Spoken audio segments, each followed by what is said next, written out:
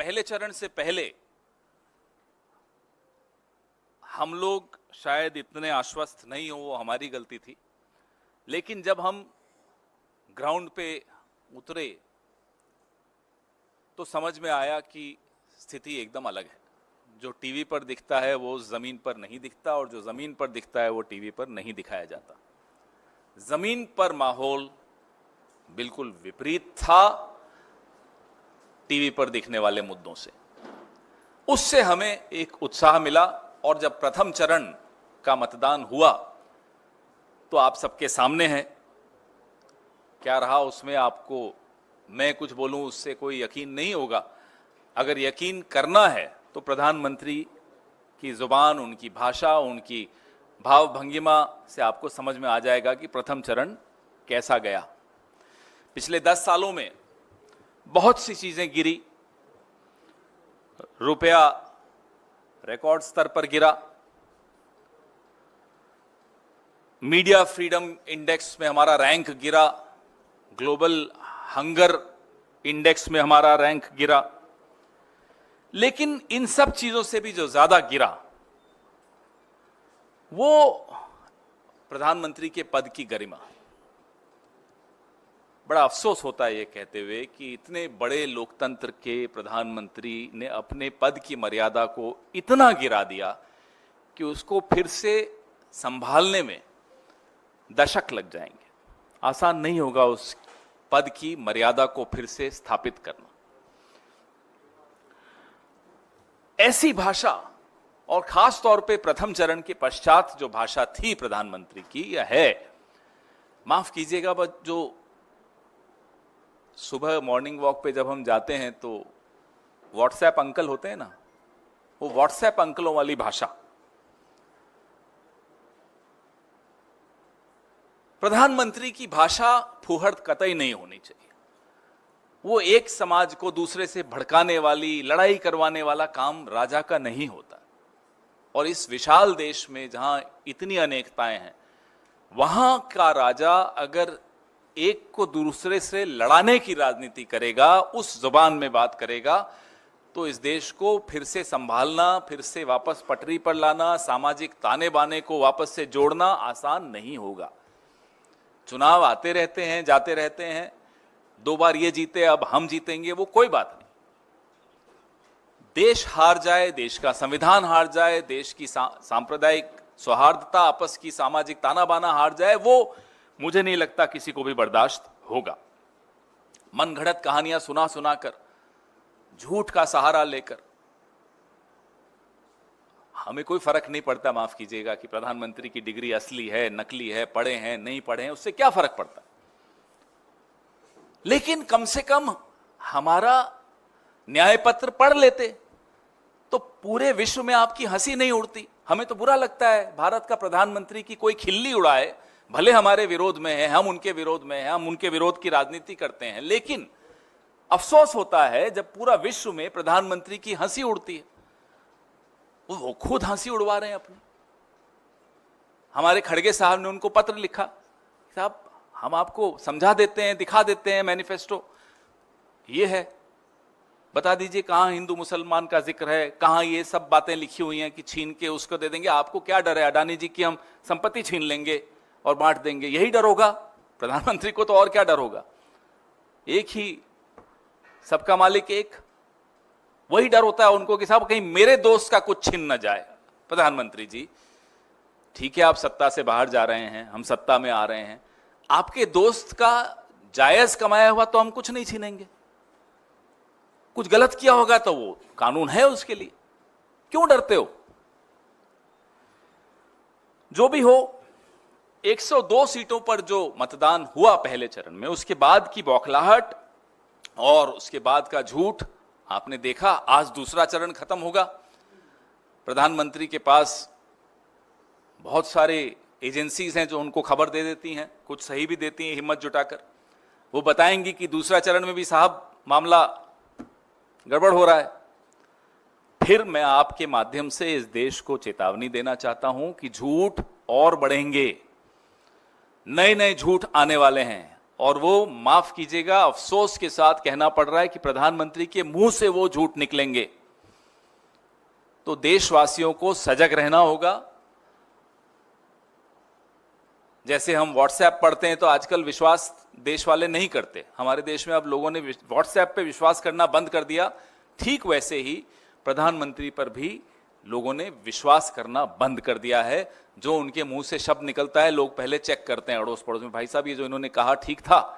अगला कहता है किसने कहा, बोले मोदी जी ने। फिर भी पूछ रहे हो ठीक था, कैसे ठीक होगा, मोदी जी ने कहा है, ठीक हो ही नहीं सकता। ये एक उन्होंने अपनी छवि बना दी। लेकिन वो भी झूठ बहुत बोलेंगे, लगातार बोलेंगे, नए नए आपको इतिहास गढ़ के बताएंगे, जो इतिहास नहीं हुआ वो बोलेंगे, हिंदू मुसलमान करेंगे, ये सब करेंगे। आज जो मतदान हो रहा है उसमें वायनाड हमारी महत्वपूर्ण सीट है। हमारे जनप्रिय नेता राहुल गांधी चुनाव लड़ रहे हैं वहां से। पिछली बार 4 लाख, 4.25 लाख वोटों से जीते थे। इस बार जीत के सारे रिकॉर्ड टूटने वाले हैं, ये हम दावे के साथ आपको कह सकते हैं। राजस्थान, जहां मैं खुद 4-5 दिन लगा के आया, देख के आया, समझ कर आया स्थिति, हम जो सोच रहे थे उससे कहीं ज्यादा डबल डिजिट में हम वहां सीटें ला रहे हैं। आज दूसरे चरण की जो रिपोर्ट्स आ रही हैं वो और उत्साहवर्धक हैं। हमारा उत्साह दुगना हो गया और आप लोग भी खुश हो रहे हैं, अच्छा लग रहा है देखकर। मैं कोटा गया तो वहां मैंने आप सबको बहुत याद किया। क्यों? क्योंकि वहां जो इलेक्शन लड़ रहे हैं भारतीय जनता पार्टी के, वो लोकसभा के स्पीकर हैं, अध्यक्ष हैं। वहां के लोगों ने मुझे बताया साहब कि 19 के चुनाव से पहले लगभग 14-15 के आसपास उन्होंने जीतने के बाद कहा कि मैं अब अगला चुनाव यहां तभी लड़ूंगा जब मैं यहां हवाई अड्डा ले आऊंगा। 19 हो गया, 24 आ गया, हवाई अड्डा नहीं आया और फिर भी लड़ने चले गए। मतलब कमाल की बात देखिए कि आपने अपनी, और राजस्थान के हम लोग जो होते हैं अगर जुबान देते हैं तो उस पर हम रहते हैं। प्राण जाई पर वचन न जाई वाला मामला होता है हमारा। आप में से कुछ हैं राजस्थान के। राजस्थान का आदमी कोटा की जनता को 2015 में बोलता है कि मैं अगला चुनाव तभी लड़ूंगा जब मैं यहां हवाई अड्डा लाऊंगा। ना हवाई अड्डा आया, लेकिन वो फिर पहुंच गए वोट मांगने। लोग इंतजार कर रहे थे। देखिएगा कोटा में क्या होता है, वहां भी कुछ कुछ हो रहा है। और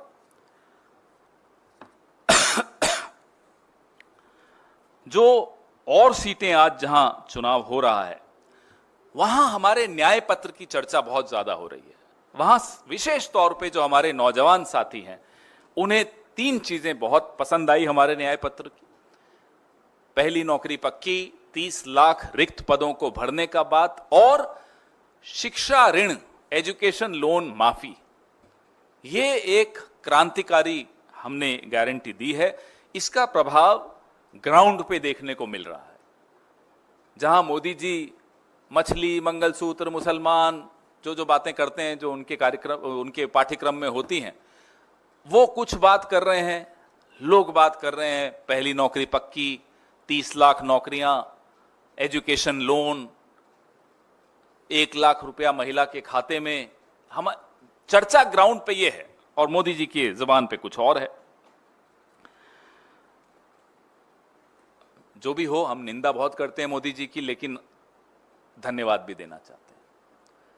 हम मोदी जी को तहे दिल से, पूरी पार्टी की ओर से धन्यवाद देते हैं कि आपने हमारे मैनिफेस्टो का जो प्रचार किया उसके लिए बहुत बहुत धन्यवाद।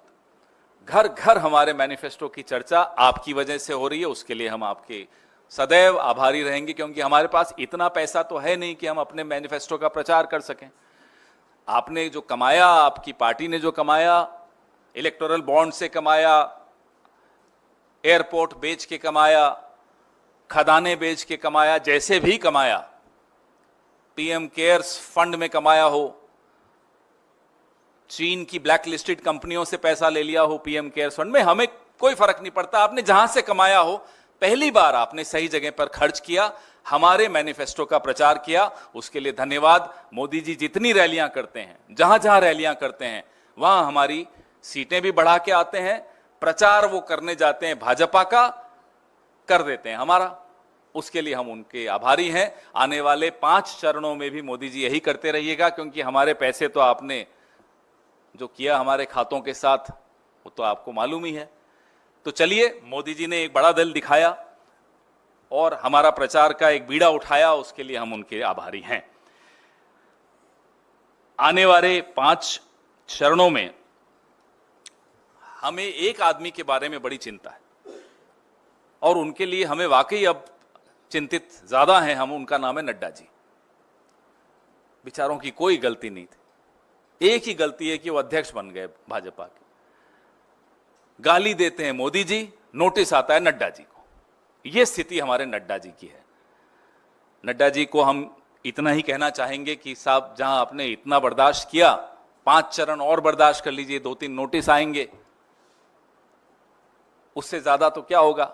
चुनाव आयोग भी डरा हुआ है, हाथ कांपते हैं चुनाव आयोग के प्रधानमंत्री को नोटिस देने के लिए। कभी ऐसा चुनाव आयोग देखा आपने कि नरेंद्र मोदी या प्रधानमंत्री का नाम लिखने से कांप रहा है? यह खतरा है लोकतंत्र पे। इस खतरे का ये पहली आहट है। अगर ये चुनाव जीत जाते हैं तो चुनाव आयोग की जरूरत भी नहीं रहेगी इस देश में, क्योंकि चुनाव ही नहीं होंगे। हम ये यूं ही नहीं बोल रहे हैं। ये कल जो नोटिस नड्डा जी को गया है, ये उसका पहला उदाहरण है, ये इसकी पहली झांकी है। प्रधानमंत्री को नोटिस भेजने की हिम्मत अभी से नहीं है चुनाव आयोग की। सोचिए, अगर ये तीसरा टर्म इनको मिल गया तो क्या होगा।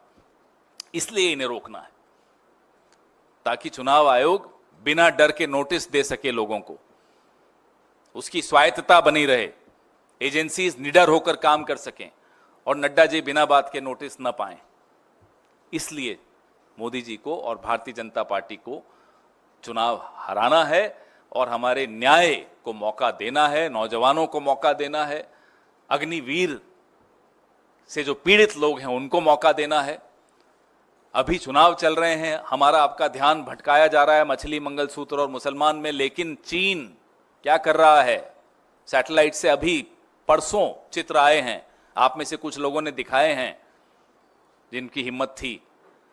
चीन पाकिस्तान ऑक्युपाइड कश्मीर में सड़क बना रहा है, रेल बना रहा है। यह स्थिति चीन ने कर दी है। लाल आंख बंद है, आंख खुली भी नहीं है। चीन की तरफ तो आंख बंद हो जाती है। जब से क्लीन चिट दी, उसकी इतनी हिम्मत हो गई कि वो सड़क बना रहा है उन इलाकों में जहां चीन नहीं आ सकता।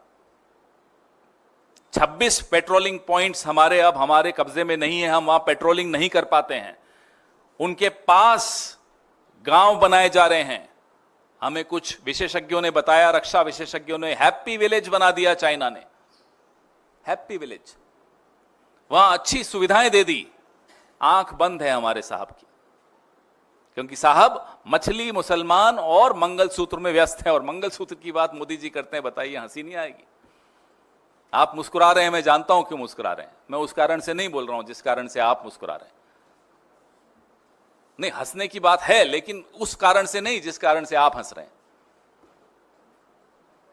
तो अब जितने भी लाइनें सुबह हमने देखी, जहां जहां देखी, हमें पूरा, हम दावे के साथ कह सकते हैं, हमारा वोटर, हमारा वर्कर पूरे उत्साह के साथ इस दूसरे चरण में गया और कई, जो हमने सोचा उससे कहीं ज्यादा सीटें हासिल करके लौटा।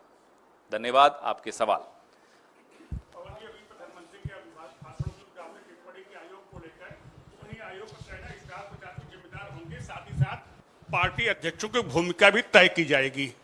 अब जब मोदी जी के मुंह से गलत शब्द निकल गए और नफरती बातें करने लगे, तो अचानक उनको पार्टी अध्यक्ष याद आ गए चुनाव आयोग को। क्यों? प्रधानमंत्री तो अभी केयर टेकर प्राइम मिनिस्टर हैं, और न भी होते केयर टेकर, भले प्रधानमंत्री फुल फ्लेजेड प्राइम मिनिस्टर हो, नोटिस तो उनको भी देना है। नियम कानून के आगे प्रधानमंत्री क्या उनसे ऊपर हैं? क्यों नहीं देते? अब बोल रहे हैं कि अध्यक्षों की भूमिका तय की जाएगी। चुनाव आयोग का यह काम है। चुनाव आयोग का काम है कि आचार संहिता का उल्लंघन किसी ने भी किया हो, वो मंत्री हो, मुख्यमंत्री हो, प्रधानमंत्री हो, कोई हो, उसके खिलाफ एक्शन ले, उसको नोटिस दें। चुनाव आयोग डर गया, ये खुद बोल दें, एक लाइन में लिख दें कि हम डर गए, हम समझ जाएंगे। लेकिन इस तरह से घुमा घुमा कर बात नहीं समझ में आती। खेड़ा जी, मेरे दो सवाल हैं। राहुल गांधी के भाषण को लेकर भी आपत्ति जताई गई है और नोटिस आया है खड़गे जी को, इस पर क्या कहेंगे? और दूसरा, सुप्रीम कोर्ट ने आज ईवीएम को लेकर एक महत्वपूर्ण फैसला दिया है, जिसमें जो मांग थी आपकी वीवीपैट को लेकर, जो आप अलग अलग मंच पर जारी रखे हुए थे, क्या वो मांग अभी भी जारी रहेगी या खारिज हुआ फैसला, इसके बाद कुछ नहीं? पहले सवाल का जवाब मैंने आपको स्पष्ट तौर पे कहा, चुनाव आयोग के नियम कानून के से बड़ा कोई नहीं है। हमें तो कोई आपत्ति नहीं, आप हमें नोटिस दीजिए ना। अगर आपको लगता है हमने कोई उल्लंघन किया है तो हमें दीजिए, हमेशा देते ही आए हैं, कोई ऐसा तो नहीं कि नहीं दिया। ये तो पहली बार हो रहा है, क्योंकि वहां प्रधानमंत्री को देने से आप डर रहे थे और आपको यह भी डर था कि फिर पत्रकार पूछेंगे कि साहब राहुल जी को तो आपने दे दिया और मोदी जी को नहीं दिया, तो उन्होंने यहां भी अध्यक्ष को दे दिया। क्यों? आप हमें भी दीजिए, हमने मना किया क्या आपको? हम सरकार में आने वाले हैं, हम सरकार में आएंगे, उसके बाद भी आपसे ये उम्मीद करेंगे कि अगर हमने कुछ गलत किया तो आप हमें नोटिस दीजिए। लेकिन अभी जिसकी सरकार है उसके सामने आपके मुंह और हाथ बंद क्यों हो जाता है? चुनाव आयोग का यह काम है कि डर के बैठ जाए, इसलिए बनाया उन्हें चुनाव आयोग। खेड़ा जी, रही बात आपके दूसरे सवाल की, हमने वो अभी ऑर्डर पूरी तरह से स्टडी नहीं किया, हमारे कानूनी विशेषज्ञ उस ऑर्डर को पढ़ रहे हैं। रही बात चुनावी प्रक्रिया की, तो चुनावी प्रक्रिया पर भरोसा इस देश के एक एक वोटर का स्थापित करना सरकार का, विपक्ष का, मीडिया का और चुनाव आयोग का कर्तव्य है। खेड़ा जी, फर्स्ट चुनाव Sir, regarding the VVPATs, Prime Minister has also said that this is basically a very big setback for the doubters of EVMs, and he has also slammed the India Bloc parties, saying that they were misleading the nation, and now the Supreme Court of India has already rejected their So plea. in 2009, was Mr. Advani misleading the nation? When he released the book of GVL Narasimha against EVMs, when Mr. Advani was championing the cause of leading a protest against EVMs, was he misleading the nation? The Prime Minister should do a basic homework. Instead of focusing on Nehru ji, he should start focusing on Advani ji. He will stop talking irresponsibly. Khera ji, first चरण के चुनाव के बाद अब की बार 400 पार का जो शोर था वो बंद हो गया है। अब जो है मंगलसूत्र, आखिर मंगलसूत्र छीन करके कांग्रेस पार्टी करेगी क्या? जमीन छीन के क्या करेगी? पूछिए ना उनसे जो मंगलसूत्र की बात कर रहे हैं। जब वो मंगलसूत्र की बात करते हैं तो आप सब हंस पड़ते हैं, तो मेरे को तो हंसी बाद में आती है, पहले तो आप लोग हंस रहे होते हैं। कोविड में जिन्होंने मंगलसूत्र छीना, नोटबंदी में जिन्होंने मंगलसूत्र छीना, वो मंगलसूत्र की जब बात करते हैं, और वो भी उस पार्टी से बात करते हैं जिन्होंने सब कुछ कुर्बान किया इस देश पर। इंदिरा जी का वो फोटो मैं देख रहा था, सोशल मीडिया पर कल आ रही थी, जब वो अपने गहने दे रही थी देश के लिए, आनंद भवन कुर्बान कर दिया, अपनी प्रॉपर्टीज दे दी। उनसे इस तरह की जब हल्की बात करते हैं तो लोगों को हंसी तो आती है, आप लोगों को आ रही है, मुझे भी आ रही है। आज से 10 साल पहले कहते तो चलिए ठीक है, लोग अलग मूड में थे, इनका हर झूठ चल जाता था। अब इनका झूठ नहीं चलता, फिर भी चलाए जा रहे हैं। तो हम तो कहते हैं जितना मोदी जी मुंह खोलते हैं हमारे वोट बढ़ा देते हैं, हम उन्हें धन्यवाद देते हैं। आप यूं ही भाषण देते रहिए और लोग जहां वोट देना है वो दे रहे हैं, हमें इसका लाभ हो रहा है। धन्यवाद। पवन जी, बीजेपी ने आज सुबह में एक वीडियो शेयर किया हुआ है 2009 के करीब का, जिसमें ex prime minister Manmohan Singh जो है वो कुछ बयान दे रहे हैं, और उस पर बीजेपी का दावा है कि वो यही बात कह रहे हैं कि इस देश के संसाधनों पर जो मुसलमान हैं उनका पहला हक है। वो वीडियो की हकीकत आपके सामने कई बार आ चुकी है। आज मेरे वरिष्ठ सहयोगी जयराम रमेश जी ने उस पर पूरा एक लंबा सा स्टेटमेंट भी दिया है। फिर भी अगर भारतीय जनता पार्टी अपना झूठ चलाना चाहती तो चलाएं, हम तो कह रहे हैं जितना वो झूठ बोलेंगे हमें उतना फायदा है। हाँ, ये जरूर है कि इस देश के संसाधनों पर पहला हक मोदी जी के दोस्त का तो नहीं है, अगर वो ये सुनना चाहते थे तो हम बता देते हैं। खेड़ा साहब, आज पीएम पश्चिम बंगाल में कैंपेनिंग कर रहे थे और उन्होंने ये कहा कि शायद उनका पूर्व जन्म बंगाल में हो चुका है या फिर वो आने वाला जन्म बंगाल में लेने वाले हैं। अब बताइए इस पे आप क्या जवाब चाहते हैं मुझसे? एक ही वक्त में उस व्यक्ति ने मगरमच्छ से भी लड़ाई की, चाय भी का भी काम किया, हिमालय भी चले गए। एक वक्त में, एक ही कालांतर में उन्होंने ये सब कर दिया। इमरजेंसी से भी लड़े, बीए भी की, एमए भी की, सब कुछ उसी दौरान कर दिया। सलाम है साहब, उनको सलाम।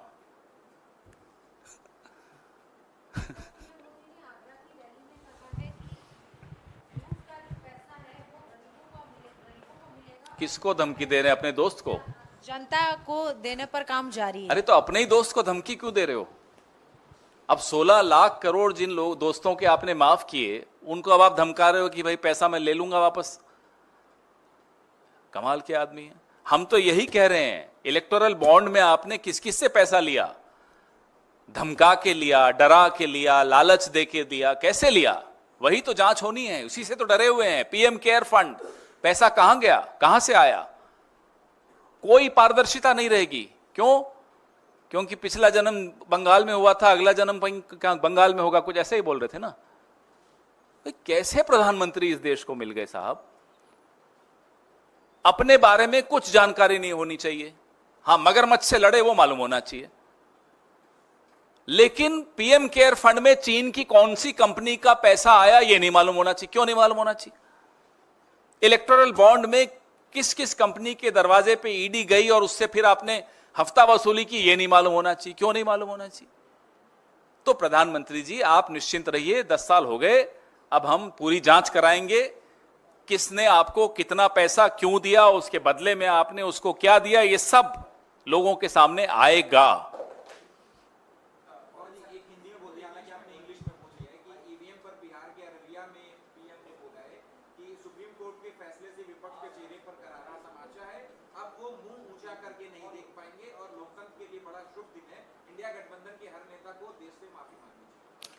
पहले तो अडवाणी जी से माफी मांगे। इस उम्र में इस तरह की भाषा उनके लिए बोल रहे हैं। सबसे पहला विरोध ईवीएम का अडवाणी जी ने किया था, 2009 में किया था। जीवीएल नरसिम्हा की किताब रिलीज कर रहे थे ईवीएम्स के खिलाफ आंदोलन करना चाहते थे। आज मोदी जी उनके लिए इस तरह के अपशब्द बोल रहे हैं, अच्छी बात नहीं है ये। लोकतंत्र में सबकी भागीदारी होती है। एक वोटर भी अगर ईवीएम पे शक की दृष्टि से देखता है तो उस वोटर को आप तमाचा और इस शब्द नहीं इस्तेमाल कर सकते। उस वोटर का संशय दूर करना आपका फर्ज है। आप इस देश के प्रधानमंत्री हैं, भले 1 महीने के लिए और हैं। माइक ले लीजिए ना। सर, प्रधानमंत्री के भाषणों पे, उनके आरोपों पे तो कई क्वेश्चन हो गए। ये क्वेश्चन ये है सर, आपके मैनिफेस्टो पे, पिछले कुछ सालों के मैनिफेस्टो और इस साल के मैनिफेस्टो को कंपेयर करने पे पता चलता है, ये दिखता है कि इस बार का मैनिफेस्टो कहीं न कहीं क्रांतिकारी झलक उसमें दिखाई पड़ती है। तो लोगों के मन में एक क्वेश्चन ये है सर कि नेहरूवियन सोशलिज्म को छोड़ क्या साम्यवादी रास्ते पर आगे बढ़ने के मूड में आप इसको कांग्रेस क्या है? नाम दे रहे हैं आप जानिए, मैंने पढ़ा है अच्छी तरह से।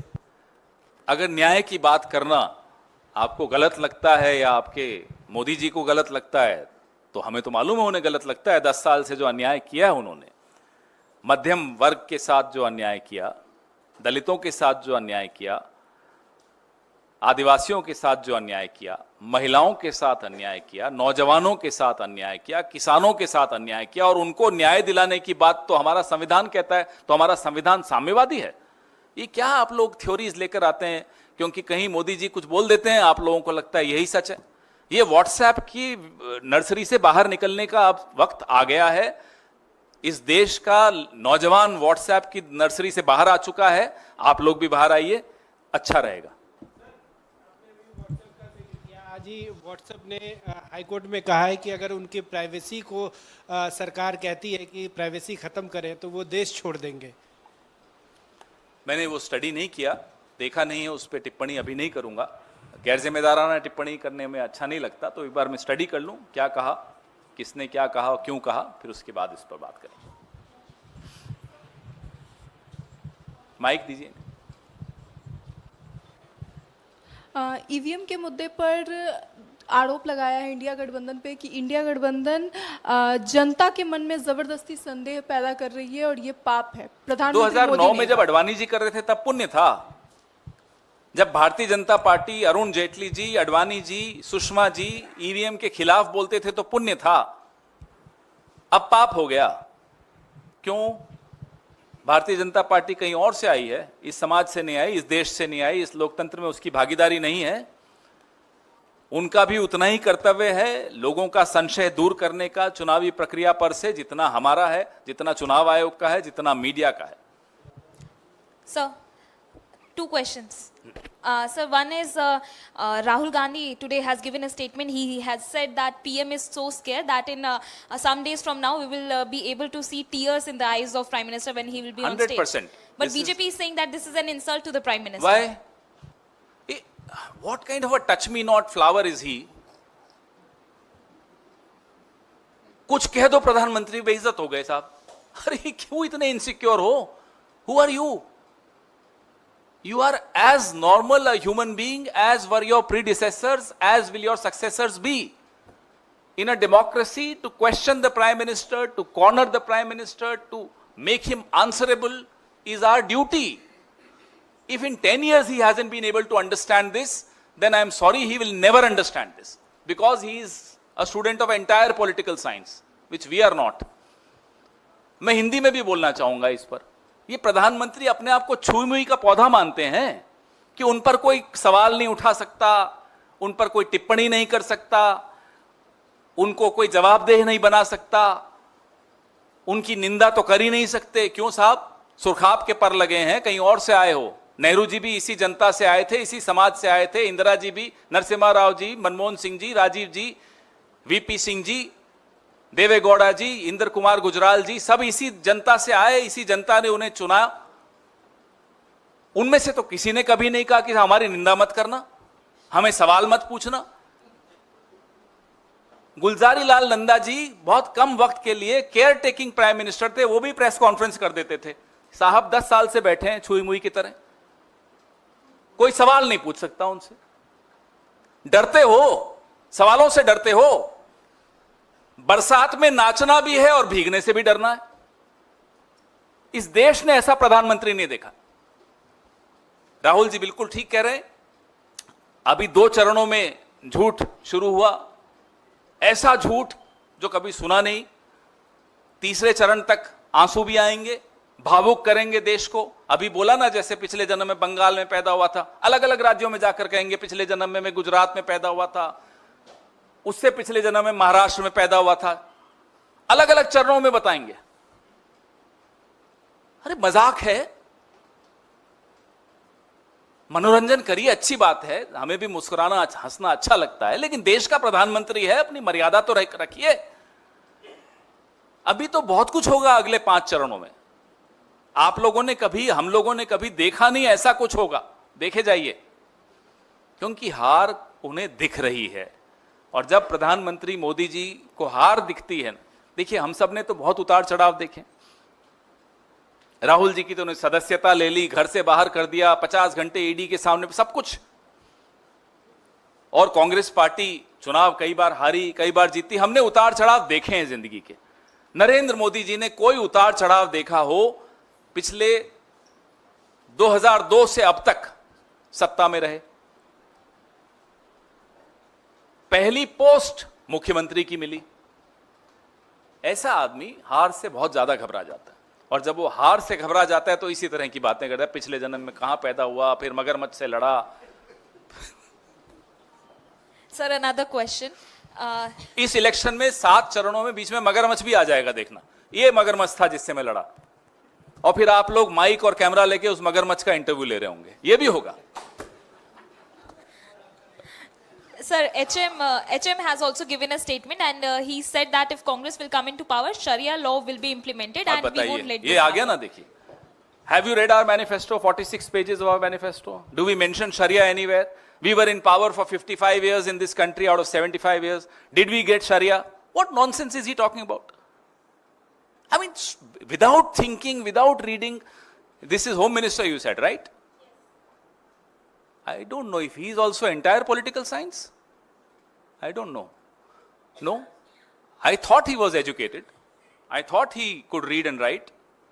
So maybe Mr. Kharge should write another letter to Home Minister also, Sahab, we'll give you our manifesto, read it. If we did not do the Sharia law, we did not bring the Sharia law in 55 years of being in power, are we mad that we'll talk about Sharia law now? Which world are they living in? If they are so obsessed with Pakistan and Afghanistan, please ask them to go and fight elections there. Why are they spoiling the narrative here? Here people are maturely talking about jobs. People are talking about employment. People are talking about price rise. People are talking about women's safety. These are the issues we are fighting our elections on. We are fighting our elections on justice. They are talking about, in the language of Pakistan, the obsession with Pakistan.